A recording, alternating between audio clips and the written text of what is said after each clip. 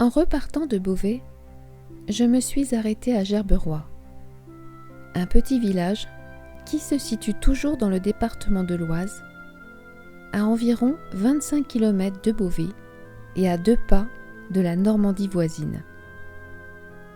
Comptant seulement 90 habitants, il est un des plus beaux villages de France, avec ses ruelles pavées, bordées de maisons à pans de bois et joliment fleuries de roses en saison. Le village de Gerberoy se situe sur une colline de 188 mètres de haut qui domine le pays de Bray. J'avance sur la rue du Faubourg Saint-Jean, la rue principale pour pénétrer dans le village. Je remarque en passant les vignes du clos Gerberoy.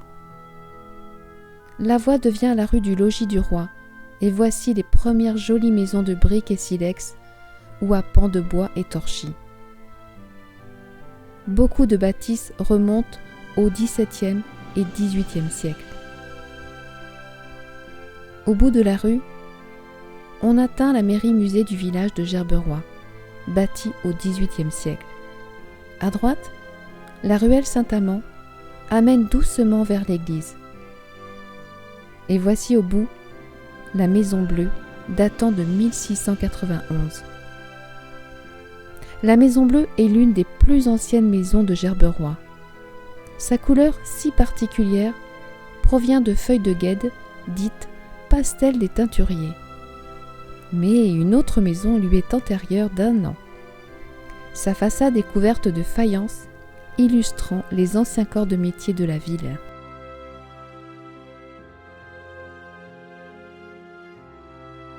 Gerberoy n'est historiquement pas un village. En 1202, il reçoit le titre de ville, décerné par le roi de France Philippe Auguste. Gerberoy est à ce titre entouré de remparts. Durant le Moyen Âge, la vie n'y est pas reposante.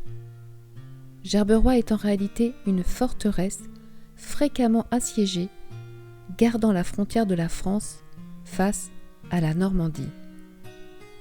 Cette place forte est démantelée après les guerres de religion.